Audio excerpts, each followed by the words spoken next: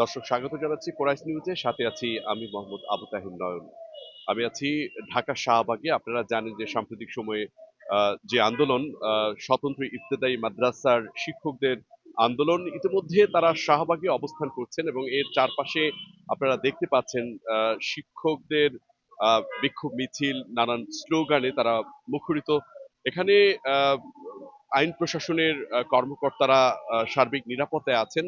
তবে যতটুকু এখানকার সার্বিক পরিবেশ বলে যে এখানে সাম্প্রতিক সময়ে প্রায় তারা 2 দিন অবস্থান করছেন শাহবাগে। এর আগে ঢাকা প্রেস ক্লাবে তারা 8 দিন ছিলেন, মোট 10 দিন এখানে অবস্থান করছেন। এবং প্রচন্ড শীতের মধ্যে এই শিক্ষকরা এখানেই আহ, গতকাল রাত্রি যাপন করেছিলেন এবং তারা প্রত্যাশা করছেন যে তাদের এই আন্দোলন এবং যৌক্তিক আন্দোলনের ব্যাপারে সরকার অবশ্যই বিষয়টি বিবেচনা করবেন। তারা মনে করেন যে আহ, এই বৈষম্য বিরোধী এই নতুন বাংলাদেশে শিক্ষকরা তাদের ন্যায্য অধিকার ফিরে পাবে এবং তারা প্রত্যাশা করেন যে স্বতন্ত্র ইবতেদায়ী মাদ্রাসার জাতীয়করণের ব্যাপারে যে আন্দোলন করে যাচ্ছেন শিক্ষকরা।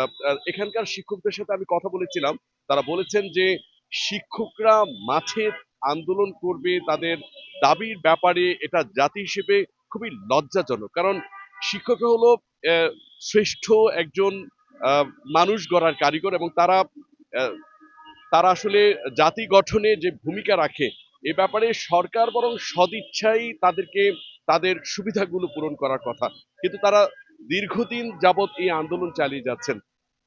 এখানকার সার্বিক যে পরিস্থিতি পরিবেশ আমরা আপনাদেরকে দেখাবো। তবে এর আগে এখানে জাতীয়করণের ব্যাপারে তারা যে আন্দোলন করে যাচ্ছেন, এখানকার যারা দায়িত্ব রয়েছেন শিক্ষক প্রতিনিধি, 15 বিশিষ্ট শিক্ষক প্রতিনিধি শিক্ষা সচিবের সাথে তারা দেখা করবেন তেমনটি আমরা জানতে পেরেছি। চলুন আমরা তাদের সাথে কথা বলি। তাদের অফিসের মাধ্যমে আমাদেরকে ডাকা হয়েছে। আমাদেরকে আমরা 15 জন প্রতিনিধি যাচ্ছি। মোহাম্মদ শামসুল আলম, আন্দোলন বাস্তবায়ন কমিটির আহ্বায়ক, মোহাম্মদ আলামিন, সদস্য সচিব, আন্দোলন বাস্তবায়ন কমিটি, এদের এদের প্রতিনিধিত্বে 15 জন যাচ্ছে। শিক্ষা সচিব আপনাদেরকে নক করেছিল কয়টায়? আমাদেরকে 10টা নক করছে, বলছে একটার ভিতরে আসেন, আপনার জন্য আমরা অপেক্ষা করতেছি। আলোচনা সাপেক্ষে অবশ্যই একটা ভালো একটা সমাধান আসবে। তবে আপনাদের মাধ্যমে বলতে চাই, আমাদের যদি এক দফা আমাদের দাবি শুরু হয়েছে গত 26 জানুয়ারি থেকে, প্রাথমিক বিদ্যালয়ের ন্যায় স্বতন্ত্র ইবতেদায়ী মাদ্রাসাকে জাতীয়করণ এক দফা দাবি ঘোষণার লক্ষ্যে যদি আমাদের আলোচনা সাপেক্ষে যদি সঠিক ঘোষণা না আসে, সিদ্ধান্ত না আসে, তাহলে আমাদের এই আন্দোলন অব্যাহতমান থাকবে শাহবাগ চত্বরে ইনশাআল্লাহ। কোনো ধরনের আশ্বস্ত কিংবা ফলাফল যদি শূন্যর কাতারে যায় তাহলে কি করবেন?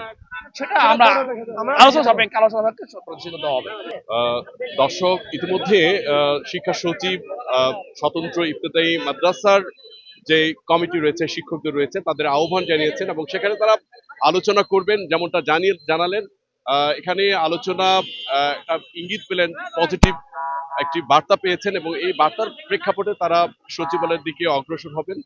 এবং আপনারা দেখতে পাচ্ছেন ইতিমধ্যে শিক্ষকদের কয়েকজন প্রতিনিধি সচিবালয়ের উদ্দেশ্যে তারা রওনা দিচ্ছেন এবং এক্ষেত্রে শিক্ষা সচিব তাদেরকে আশ্বস্ত করেছেন যে আপনারা আলোচনার মাধ্যমে আপনাদের বিষয়গুলো তারা দেখবেন। কতটুকু প্রত্যাশা? 15 জন আমরা আশাবাদী, যদি লোকান থেকে ভালো ফলাফল দেয় তাহলে আমরা জাতীয়করণের ঘোষণা হলে আমরা আসি, নাহলে অন্য কোনো আশ্বাস ছাড়া আমরা নড়বো না।